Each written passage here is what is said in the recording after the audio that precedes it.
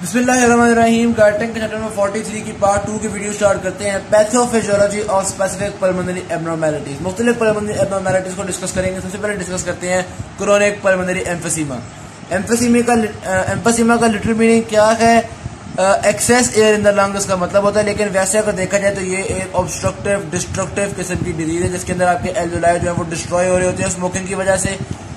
हाँ, ये स्मोकिंग भी में रखिएगा, बेसिकली स्मोकिंग की वजह से हो रहा होता है। ठीक है, क्या क्या प्रॉब्लम आ रहे होते हैं उसके अंदर, उनको अब डिस्कस करना स्टार्ट करते हैं। सबसे पहले वो बता रहे हैं क्रोनिक इन्फेक्शन होता है क्या है। जब हम स्मोक को बार बार इनहेल कर रहे होते हैं तो उसकी वजह से जो आपके एयर पैसेजवेज के अंदर एयरवेज के अंदर सीलिया होते हैं, उन सीलियास का पार्शियल पैरालिसिस हो जाता है। इस सीलिया का क्या काम होता है? ये सीलिया बेसिकली आपके जो म्यूकस होता है उसको यू प्रोपेल कर रहा होता है, बाहर की तरफ निकाल रहा होता है म्यूकस को। तो ये सीलिया जब काम प्रॉपरली नहीं करेगा तो म्यूकस आपका एक्सेस अंदर ही रहना शुरू हो जाएगा, बाहर की तरफ कम निकल सकेगा, पहला काम। दूसरा आप देख रहे हैं कि ये इनहिबिशन ऑफ एल्वेओलर मैक्रोफेजेस भी कर रहा होता है। एल्वेओलाई के अंदर जो पार्टिकल्स आ रहे होते हैं उनको आपके मैक्रोफेजेस डिस्ट्रॉय कर रहे होते हैं। तो ये जो स्मोक है ये उन मैक्रोफेजेस को इनहिबिट कर रही होती है, जिसकी वजह से हम उन फॉरेन पार्टिकल्स की डिस्ट्रक्शन उतने अच्छे से नहीं कर पाते। ठीक हो गया। फिर जिस तरह से भी आपने देखा कि म्यूकस ज्यादा से ज्यादा यहाँ पे रहना शुरू हो गया, तो ये आपको उन्होंने यहाँ पे बता दिया है कि एक्सेस म्यूकस रह रहा है, inflammatory oedema of the bronchial epithelium हो रहा है। तो ये सारा कुछ आपके क्रोनिक ऑब्स्ट्रक्शन कॉज करेगा। जाहिर सी बात है, ये जो म्यूकस वगैरह ये ऑब्स्ट्रक्शन का जरिया तो बनेगा ही बनेगा। और आपको पता है जब भी ऑब्स्ट्रक्शन होती है तो एयर को एक्सहेल करने में, हवा को बाहर निकालने में, सांस निकालने में मुश्किल पेश आती है। क्यों पेश आती है? ये पार्ट 1 की वीडियो में यहाँ पे हम डिस्कस कर चुके हुए हैं। ठीक हो गई बात। तो इसी तरह से होगा, एक्सहेल नहीं की जाएगी, ज्यादा हवा लंग्स के अंदर रहना शुरू हो जाएगी। जब लंग्स ओवरबर्डन होंगे, उनमें ज्यादा हवा रहेगी तो एल्वेओलाई की जो वॉल्स है वो डिस्ट्रॉय होना शुरू हो जाएंगी। तो destruction of as much as 50 to 80% of alveolar walls हो रही है यहाँ पे एम्फीसीमेटस लंग्स के अंदर। ठीक हो गई बात। अच्छा, ये तो आपके पास हो गए कॉजेज। आप एक तरह से कह सकते हैं कि क्या क्या मसले हैं जिसकी वजह से हम कह रहे हैं कि प्रॉब्लम हो गई एम्फीसीमा में। ठीक है, इन कॉजेज की वजह से या इन नुकसानात की वजह से अल्टीमेटली होता क्या है, यानी ये कॉजेज हैं। अब आगे रिजल्ट्स पढ़ने लगे हैं कि हमें फिजियोलॉजिकल इफेक्ट्स होते क्या है क्रोनिक पल्मोनरी एम्फीसीमा के, तो उनको डिस्कस कर रहे हैं। सबसे पहले वो कह रहे हैं, जारी बात है म्यूकस ज्यादा है, ऑब्स्ट्रक्शन है, ये सारी चीजें हो गई, तो उसकी वजह से इंक्रीज एयरवे रेजिस्टेंस है कि एयर पैसेजवे में से एयर को गुजरने में रेजिस्टेंस का सामना करना पड़ेगा। एक्सपायरेशन हमारे लिए ज्यादा मुश्किल होगी, ज्यादा फोर्स लगानी पड़ेगी एक्सपायरेशन के लिए। तो ये चीज तो बहुत सिंपल सी हो गई। ठीक, उसके बाद नंबर 2 पे आता है डिफ्यूजिंग कैपेसिटी डिक्रीज कर जाएगी। जो रेस्पिरेटरी मेम्ब्रेन होती है उसके थ्रू गैसेस की जो डिफ्यूजिंग कैपेसिटी है वो डिक्रीज कर जाएगी, गैसेस का डिफ्यूज करना मुश्किल हो जाएगा। नंबर 3 पे क्या होगा? जब कुछ एल्वेओलाई प्रॉपर वेंटिलेटेड नहीं है और कुछ वेंटिलेटेड है, और जो वेंटिलेटेड नहीं है हो सकता है वहां पे ब्लड फ्लो ज्यादा हो, तो ये एक इम्बैलेंस प्रोड्यूस हो जाएगा, जिसकी वजह से हम कहेंगे एबनॉर्मल वेंटिलेशन परफ्यूजन रेशियो हो जाएगी। ठीक है, वेंटिलेशन परफ्यूजन रेशियो के ऊपर मेरी एक वीडियो मौजूद है, चैप्टर 40 की पार्ट 3 की वीडियो है मेरा ख्याल वेंटिलेशन परफ्यूजन रेशियो की, तो उसमें सारा डिस्कस किया है। जब एबनॉर्मल वेंटिलेशन परफ्यूजन रेशियो होगी तो 2 तरह के काम हो रहे हैं, एक फिजियोलॉजिकल शंट वो आपको बता रहे हैं और एक physiological dead space. Physiological dead space से मुराद है कुछ एयर इस तरह की होगी जो बगैर गैसेस एक्सचेंज के वापस आना शुरू हो जाएगी, उसको हम कहते हैं डेड स्पेस। और फिजियोलॉजिकल शंट का मतलब ये है कि कुछ ब्लड ऐसी जगहों पर जाएगा कि वो बगैर ऑक्सीजनेशन के वापस आ जाएगा। क्या मतलब है यार? जिन एल्वेओलाई में एयर नहीं है उन एल्वेओलाई में जो ब्लड जाएगा वो शंट ब्लड होगा, यानी कि वो ऑक्सीजनेट नहीं हो सकेगा। और जिन एल्वेओलाई में ब्लड नहीं है उन एल्वेओलाई में जो एयर जाएगी वो एयर बेकार हो जाएगी। तो वेंटिलेशन परफ्यूजन रेशियो खराब होने से दोनों चीजें बेकार होना शुरू होती हैं कि किसी एल्वेओलाई में ब्लड ज्यादा है तो एयर कम है, किसी में एयर ज्यादा है तो ब्लड कम है, ये वाला इशू आना शुरू होता है। ठीक है, एट नंबर 4 वो कह रहे हैं जब इस तरह के इश्यूज होते हैं तो total number of pulmonary capillaries decrease कर जाती हैं। जाहिर बात है जब एल्वेओलाई का सरफेस एरिया डिक्रीज कर गया है तो total number of pulmonary capillaries decrease कर जाती है, जिसकी वजह से जो पल्मोनरी थोड़ी कैपिलरीज रहेगी उनमें ज्यादा प्रेशर होगा, उनमें ब्लड को पंप करना ज्यादा मुश्किल होगा।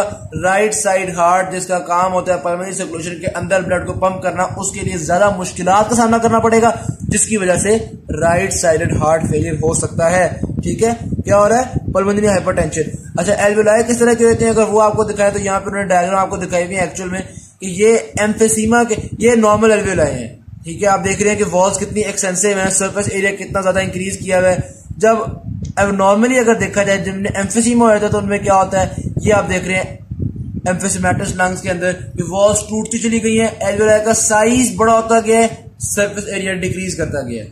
ठीक हो गई बात। मतलब इस तरह नॉर्मल इंसान के अंदर छोटे छोटे से एल्वेलाई थे जिसकी वजह से सरफेस एरिया बहुत ज्यादा था, ब्लड और एयर का इंटरेक्शन बहुत ज्यादा था। इनकी वॉल्स ब्रेक करती गई करते करते ये आप देख रहे हैं जिस तरह एक बड़ी स्पेस बन गई, इसी तरह तो ये बड़े बड़े साइज के एल्वेलाई बन गए। ये एम्फीसेमा में है। इसमें अगर देखा जाए तो सरफेस एरिया जो है वो बहुत डिक्रीज कर जाता है, वॉल्यूम ज्यादा लग जाता है। ठीक हो गई बात। तो ये इश्यूज आना शुरू हो जाएंगे आपके पास एम्फीसेमा में। आहिस्ता आहिस्ता ये जो क्रोनिक एम्फीसेमा है ये इंक्रीज करता चला जाएगा।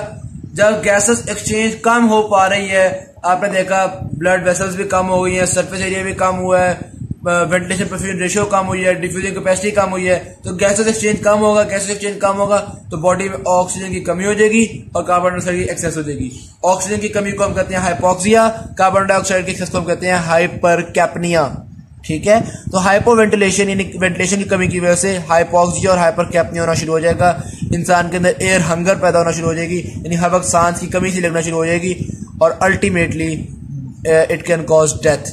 ठीक है, तो स्मोकिंग की वो कह रहे हैं एक बहुत जो बड़ी सजा मिल सकती है वो डेथ हो सकती है। ठीक, आगे आते हैं निमोनिया। निमोनिया में बेसिकली क्या होता है, आपके जो एल्वेलाई हैं उनके अंदर फ्लूइड फिल हो जाता है या ब्लड सेल्स फिल हो जाते हैं। इसमें इसकी वजह बैक्टीरियल इन्फेक्शन है।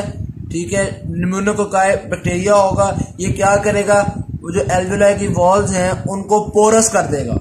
ठीक है, जिसकी वजह से ब्लड वेसल्स, ब्लड कैपिलरीज के अंदर से फ्लूइड और आरबीसीज, ब्लड सेल्स जो है वो एल्वेलाई के अंदर फिल होना शुरू हो जाएंगे। जब एल्वेलाई के अंदर ब्लड सेल्स फिल होना शुरू हो जाएंगे तो वो एल्वेलाई जाहिर सी बात है गैस एक्सचेंज प्रॉपर तरीके से नहीं कर सकेगा क्योंकि उसके अंदर फ्लूइड बनना शुरू हो गया है और इस तरह के आपके पास सेवरल प्रॉब्लम आना शुरू हो जाएंगे। ये बैक्टीरिया फिर इसी तरह से एक्सपैंड कर सकता है एक एल्वेलाई से अगला एल्वेलाई और करते करते फैलता चला जाएगा, सारे एल्वेलाई के अंदर फ्लूइड फिल करवाता जाएगा, तो ये आपके पास प्रॉब्लम क्रिएट करता चला जाएगा। नीचे उन्होंने बहुत अच्छा एक कंपैरिजन शो किया हुआ है। ये देखिए, ये आपके पास नॉर्मल एल्वेलाई हैं जिनके अंदर एक्सटेंसिव वॉल्स हैं। ठीक हो गई बात। वॉल्स ब्रेक करती गई तो ये एम्फीसेमा में एल्वेलाई शो किया जिसमें वॉल्स बहुत थोड़े से हैं। ठीक हो गई बात। और ये उन्होंने निमोनिया में शो किया हुआ जिसमें आप देख रहे हैं एल्वेलाई के अंदर फ्लूइड और ब्लड सेल्स जो फिल होना शुरू हो गए हैं।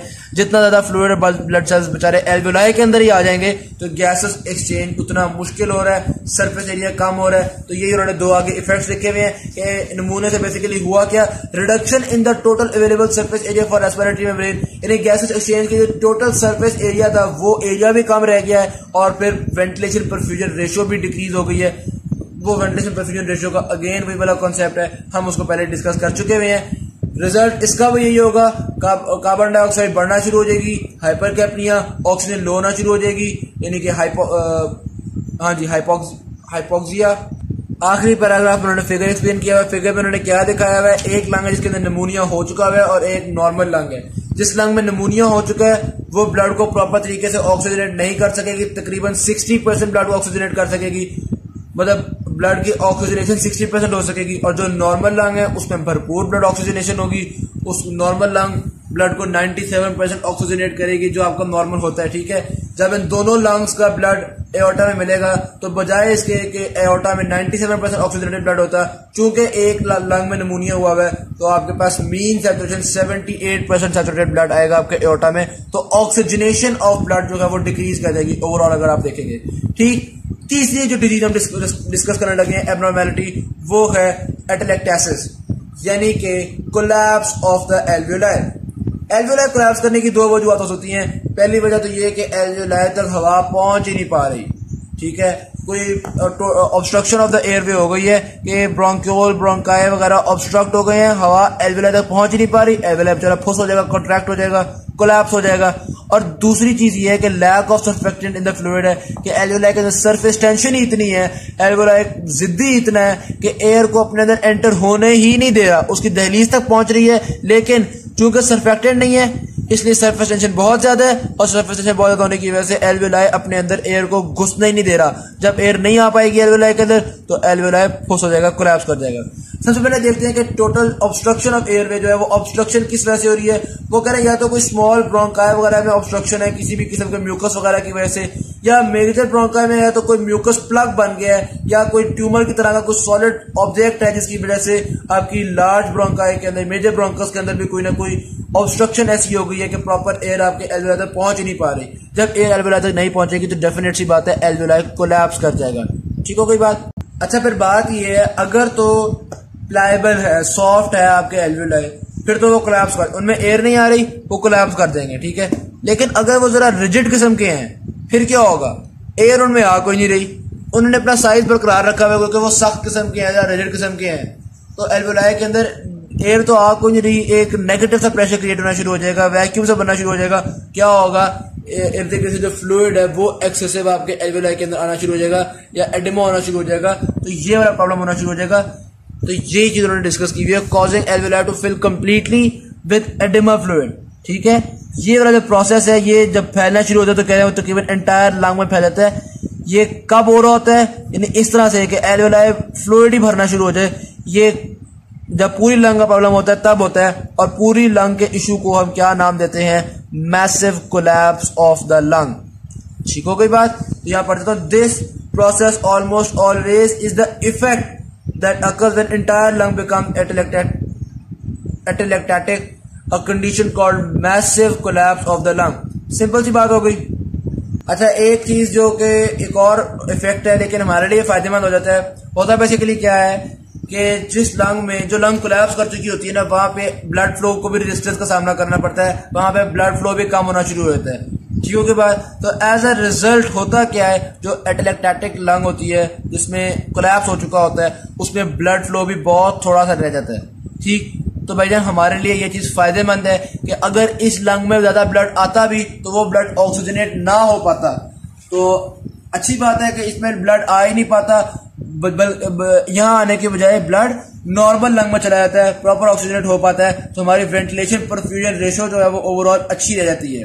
वेंटिलेशन परफ्यूजन रेशो खराब कब होती है, जब ब्लड उन एल्वेलाई के पास जाए जिन एल्वेलाई के पास एयर ना हो, या ब्लड उन एल्वेलाई के पास ना जाए जिन एल्वेलाई के पास एयर हो। इन दोनों सूत्रों में वेंटिलेशन परफ्यूजन रेशो तबाह हो जाती है। तो यहाँ पे वेंटिलेशन परफ्यूजन रेशो अच्छी रह जाती है, क्यों, क्योंकि जो एल्वेलाई कोलैप्स हुए हैं उनमें एयर भी नहीं आई तो ब्लड भी आना बंद हो जाता है, ब्लड भी आना कम हो जाता है। यानी अगर एक एटेलेक्टेसिस वाली लंग है और एक नॉर्मल लंग है, तकरीबन 5/6 ऑफ द ब्लड जो है वो नॉर्मल लंग में चला जाता है और सिर्फ 1/6 ब्लड जो है वो एबनॉर्मल लंग में आ रहा है, आपकी कोलैप्स वाली लंग में आ रहा है। तो this is good, this is beneficial for us, कि चलो अच्छी बात है, ओवरऑल ब्लड ज्यादा बेहतर सैचुरेट हो सकेगा। यहाँ पर उन्होंने यही आपको रेशो शो की हुई है कि नॉर्मल लंग ने ब्लड को 97% सैचुरेट कर दिया, ठीक है, यानी 5/6 of the blood is 97% saturated.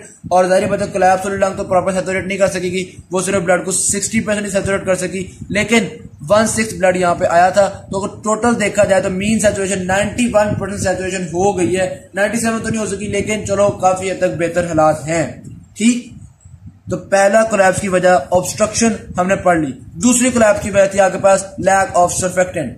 ये वही चीज है जो हमने रेस्पिरेटरी डिस्ट्रेस सिंड्रोम में पढ़ी थी, न्यू बॉर्न बेबी के अंदर जब आपको पता है सर्फेक्टेंट नहीं होता तो उनके अंदर कोलैप्स हो जाता है। इनको इसी को नाम उन्होंने हाइलीन मेम्ब्रेन डिजीज भी दिया है, ठीक है। सेम चीज है चैप्टर 38 के अंदर, वैसे हम इसको डिस्कस कर चुके हैं न्यू बॉर्न प्रीमेच्योर बेबीज के अंदर, कि उनके अंदर अभी सर्फेक्टेंट की प्रोडक्शन प्रॉपर नहीं हुई होती, तो उसकी वजह से सरफेस टेंशन इतनी ज्यादा होती है तो जो लंग्स है वो कोलैप्स हो जाती हैं, ठीक हो गई बात। आगे आ गया आपके पास एस्थमा। एस्थमा क्या है, basically spastic contractions of the smooth muscles है, कि ब्रोंक्यूल्स के जो स्मूथ मसल्स है वो कॉन्ट्रैक्ट कर रहे हैं, ब्रोंक्यूल्स तंगी का शिकार हो रहे हैं, हवा को से गुजरने नहीं दे रहे, और उसकी क्या वजह है, एलर्जी।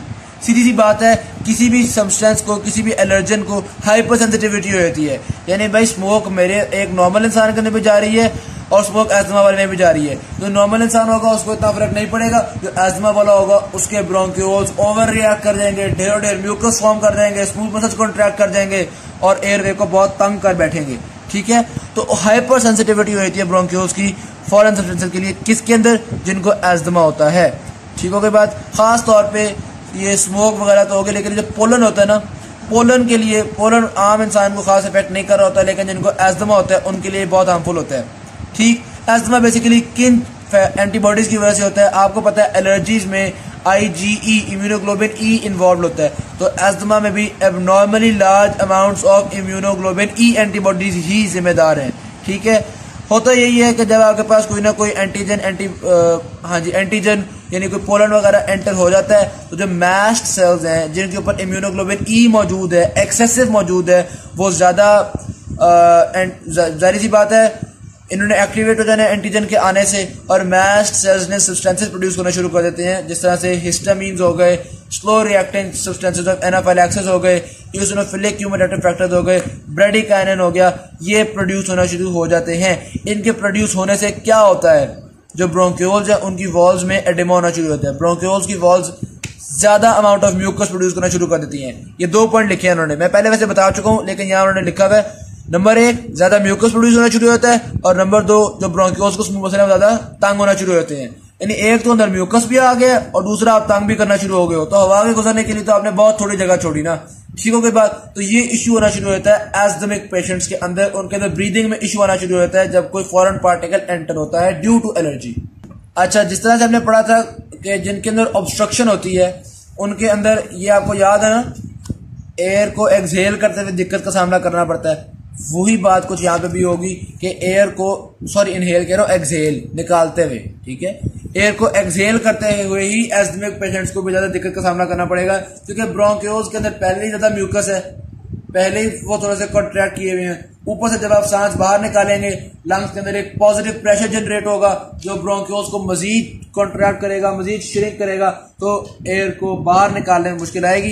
अलबत्ता इनहेल करना होता मुश्किल नहीं होता। उसकी वजह आपको पता है कि जब आप इनहेल करते हैं तो उस वक्त आपके अंदर नेगेटिव प्रेशर होता है, सक करने वाला प्रेशर होता है, ठीक है ना, लंग्स में। तो वो ब्रोंक्यूल्स को भी साइडों से सक करते हैं, ब्रोंक्यूल्स थोड़े थोड़े से खुल जाते हैं, एयर को आराम से गुजरने देते हैं अपने अंदर से। ठीक हो गई बात। तो ये चीज यहाँ पे डिस्कस हो गई। अच्छा, रिजल्ट्स क्या हो रहे हैं? आपके पास ये ऑब्स्ट्रक्शन हुई है, म्यूकस प्रोड्यूस हुआ है, एक्सहेल करने में दिक्कत आ रही है। अब होगा क्या आपके पास? ये उन्होंने बताया हुआ है, एक्सपायरेटरी वॉल्यूम बहुत कम हो जाएगा। जाहिर सी बात है, एक्सपायरेशन मुश्किल हो रही है, एक्सहेल करने मुश्किल हो रही है, तो greatly reduced maximum expiratory rate.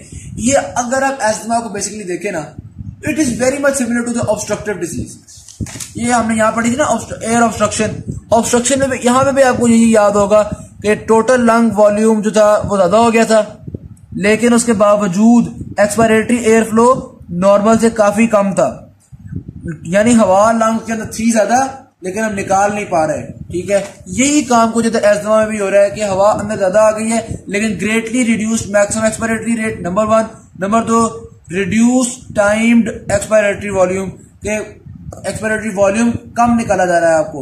ये भी बात आपको समझ में आ गई। या इनफैक्ट इस तरह से भी है कि हवा को निकालने में ज्यादा टाइम लगता है हमें। ठीक हो गई बात, क्योंकि पैसेज वे जो है वो बहुत श्रिंक हो चुके हैं, वो बहुत छोटी जगह रह गई हुई है। और जाहिर सी बात है, डिस्पनिया यानी एयर हंगर, ब्रीदिंग की हंगर, यानी सांस नहीं आ रहा, घुटन हो रही है, वो जो हम वर्ड यूज करते हैं ना, वो बेसिकली इसके अंदर भी मौजूद होगा। ठीक, एक और चीज, जब हम लोग एयर अंदर ज्यादा ले पा रहे हैं, निकाल नहीं पा रहे, क्या होगा? जो जगह वो एक्सपैंड कर देगी, लंग्स के अंदर हर वक्त एक्सेसिव एयर मौजूद होना शुरू हो जाएगी। तो इसकी वजह से परमानेंटली आपके जो लंग्स है उनका रेजोनेंट वॉल्यूम हाई है, परमानेंटली लंग्स का साइज थोड़ा सा, चेस्ट केज का साइज थोड़ा सा इंक्रीज हो जाएगा। तो ये उन्होंने कहा है the chest cage becomes permanently enlarged causing a barrel chest। इसको क्या नाम देते हैं हम? Barrel chest. जब आपके रेजिडुअल वॉल्यूम बहुत रहना शुरू हो गया है, यानी हर वक्त लंग्स में काफी वॉल्यूम ऑफ एयर रहता है जो आप निकाल ही नहीं पाते, तो as a result chest cage जो है वो थोड़ा सा इनलार्ज हो जाता है, उसको नाम देते हैं बैरल चेस्ट। आखिर में आता है आपके पास ट्यूबरक्लोसिस। ठीक हो गया। ट्यूबरक्लोसिस में बेसिकली क्या होता है आपके पास? लो जी, सीधी सी बात है, लंग्स में इन्फेक्शन हो गई है और इन्फेक्शन वाली एरिया को मैक्रोफेजेस ने आके इन्वेड कर लिया। पहली बात क्या होगी? इन्वेजन होगी। और दूसरी बात क्या होगी? वॉलिंग ऑफ। वॉलिंग ऑफ का कॉन्सेप्ट हमने ब्लड एंड इम्यूनिटी वाले चैप्टर्स में भी पढ़ा था। वहां पे भी क्या था कि हम क्लॉट करते थे, वॉलिंग ऑफ कर देते थे ताकि जगह मजीद फैल ना सके, फिब्रस टिश्यू आके सील कर देता जगह को। ठीक है, यहाँ भी वॉलिंग ऑफ होगी कि जो इन्फेक्शन है वो स्प्रेड ना हो सके, फिब्रस टिश्यू इर्द गिर्द वहां पे वो जमा हो जाता है और उसको स्प्रेड नहीं होने देता। तो इसको ये जो फिब्रस टिश्यू जमा होता है, इसी से आपका ट्यूबरकल भी फॉर्म हो जाता है। क्या पढ़े हैं? ट्यूबरक्लोसिस। ठीक हो गया। तो ट्यूबरकल भी फॉर्म हो जाता है। ठीक होगी बात। अगर ये ट्यूबरकल फेल हो गया इसको रोकने में, स्प्रेड को, या आपने बहुत अच्छा ट्रीटमेंट ही नहीं किया, तो कुछ और जगह पे भी इन्फेक्शन हुई, वहां पे ट्यूबरकल प्रोड्यूस होना शुरू हो गया, तो लंग्स में बहुत ज्यादा जगहों पे मैनी एरियाज पे यही फिब्रोसिस होना शुरू हो जाएगा। तो पता है आपको ये मुश्किलात का सामना करना पड़ेगा। Many areas of fibrosis through out the lungs. ठीक है। और इस तरह से आपका जो लंग्स की टोटल फंक्शनल कैपेसिटी है वो भी डिक्रीज कर जाएगी, जाहिर सी बात है। तो इससे जो आपके नुकसानात होंगे 3 उन्होंने वो यहाँ पे लिखे हुए हैं। पहला एक तो चीज आपके पास एबनॉर्मल वेंटिलेशन परफ्यूजन रेशो दोबारा वो मौजूद है ही है। Abnormal ventilation perfusion ratio luckily आपके पास कोलैप्स में नहीं हुई थी इतनी खराब, उसके अलावा नमूनिया में भी बहुत खराब हुई थी, एम्फीसिमा में भी बहुत खराब हुई थी। अब आपने देखा ट्यूबरकुलोसिस में दोबारा ये बहुत खराब हो गई है। एस्थमा तो जरा फर्क है, इसमें तो सांस लेने में मुश्किल आ रही है, वहां पे ये खराब नहीं होगी। यहाँ पे ट्यूबरकुलोसिस में दोबारा एबनॉर्मल वेंटिलेशन परफ्यूजन रेशियो हो गई, पहली चीज। दूसरा, रेस्पिरेटरी मेम्ब्रेन का सरफेस एरिया डिक्रीज हो गया है, उसकी थिकनेस इंक्रीज हो गई है। प्रॉपर तरीके से गैसेस आपके रेस्पिरेटरी मेम्ब्रेन के थ्रू डिफ्यूज नहीं कर पा रही, ठीक है। और जब ऐसा इश्यू हो जाएगा तो रेस्पिरेटरी मसल्स को सांस लेने के लिए ज्यादा वर्क करना पड़ेगा, इंक्रीज्ड वर्क करना पड़ेगा रेस्पिरेटरी मसल्स को इनहेल करने के लिए और एक्सहेल करने के लिए। क्यों? क्योंकि पहले लंग्स के अंदर बहुत फिब्रोसिस पैदा हो चुके हुए हैं, वॉल्यूम कम हो चुका है, अब हवा को अंदर लेना बाहर निकालना मुश्किल है। जाहिर सी बात है इसके अंदर भी जब ये सारे प्रॉब्लम्स होंगे, देखिए पहले ही वेंटिलेशन परफ्यूजन रेशो भी कम है, ऊपर से डिफ्यूजन कैपेसिटी भी कम है, तो हाइपोक्सिया यानी ऑक्सीजन की कमी और हाइपरकैप्निया यानी कार्बन डाइऑक्साइड की एक्सेस यहाँ पे भी होगी, वो वाले इश्यूज यहाँ पे भी कॉमन है। ठीक होगी बात? तो आई होप सो कि वीडियो अच्छी लगी होगी, समझ में आई होगी सारी बातें। आगे इंशाल्लाह ट्रीटमेंट है हाइपोक्सिया ऑक्सीजन ट्रीटमेंट पार्ट 3 की वीडियो, बड़ी ब्रीफ सी वीडियो होगी इंशाल्लाह। Thank you very much. Video अच्छी लगी शेयर जरूर कीजिएगा, चैनल को सब्सक्राइब कीजिएगा, और कोई भी कंफ्यूजन है तो कमेंट सेक्शन में जरूर पूछिएगा। अल्लाह हाफिज।